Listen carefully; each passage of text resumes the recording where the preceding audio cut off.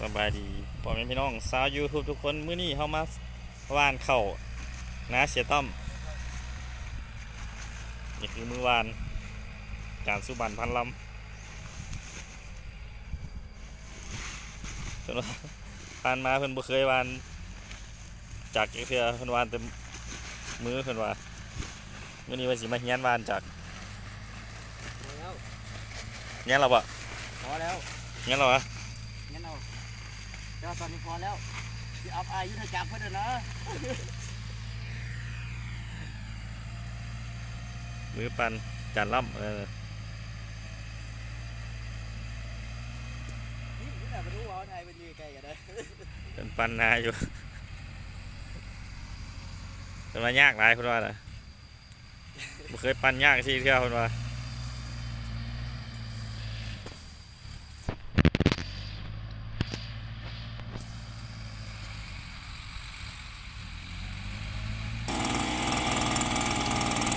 เฮียนวาน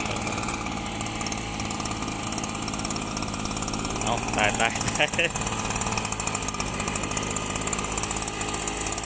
จากกระพุนซ้ำกันเนาะ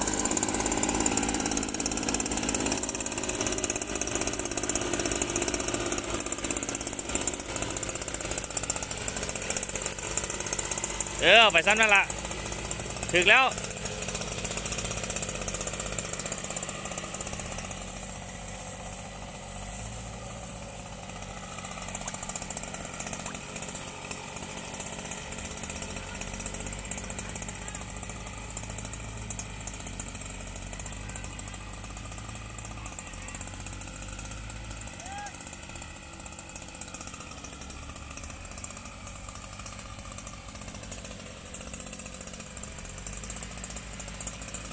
จานล่ำเพิ่นอยากขัดของหน่อยนึงว่า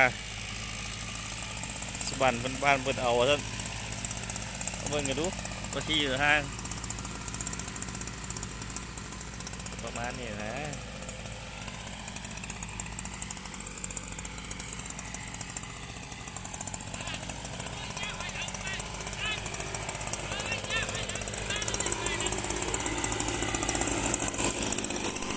แย่งกันได้ดิ้งเอาหนึ่งดิ้งเอาหนึ่งดิ้งเอาหนึ่งไปย่างลายโคตรเนี่ยเอาลายโคตรเดี๋ยวแล้วเนี่ยแก้วเนี่ยย่างมาถึงมือแก้วที่ก็ได้แก้วกลับไปกลับมาเนี่ยย่างไปเป็นหน้าไปเลยเหรอย่างไป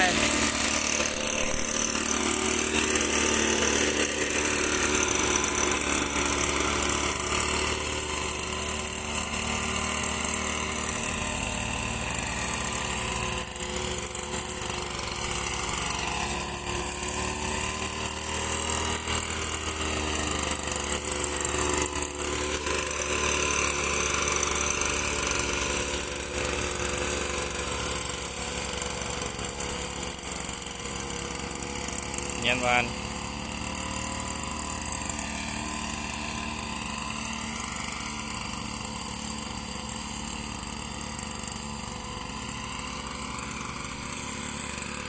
ือใหม่บางบ้อนกับห้างบางบ้อนกับที่เย็นเอาหรอผู้ใส่ติดมาแต่เกิด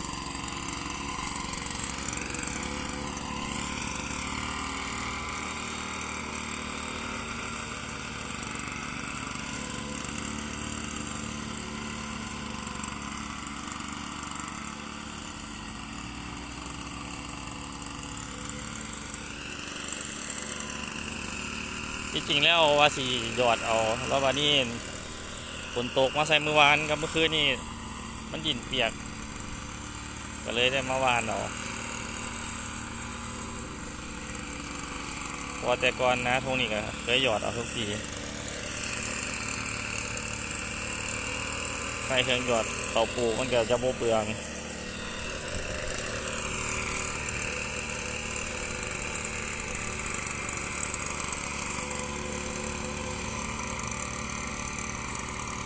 โตที่กำลังเฮ็ดอยู่กับประมาณ9 ไร่9 ไร่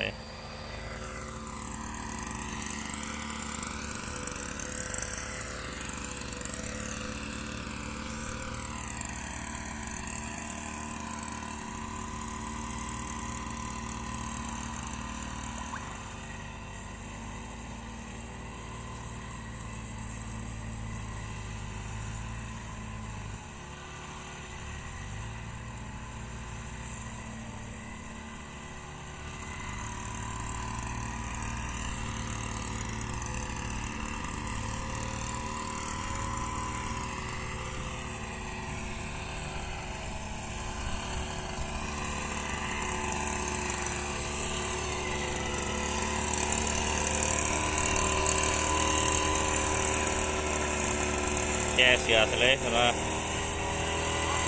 ย่านแดดย่านฝนย่านแต่ลมอย่างเดียวเห็นว่าย่านแต่ลมอย่างเดียววะ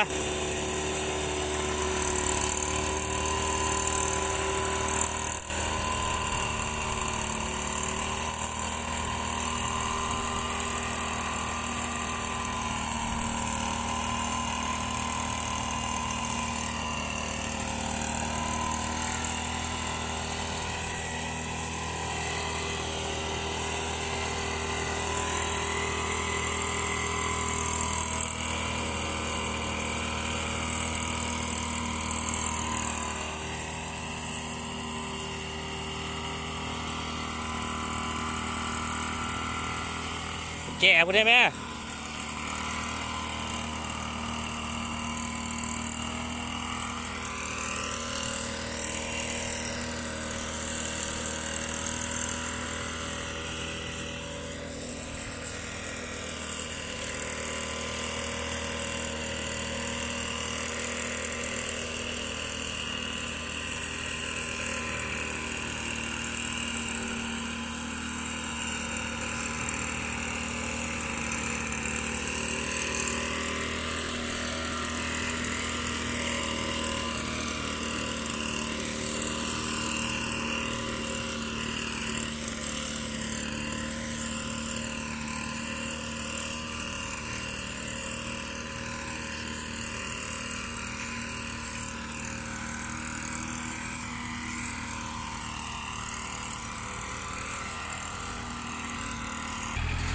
เอาจานล่ำก็ไปปันนะ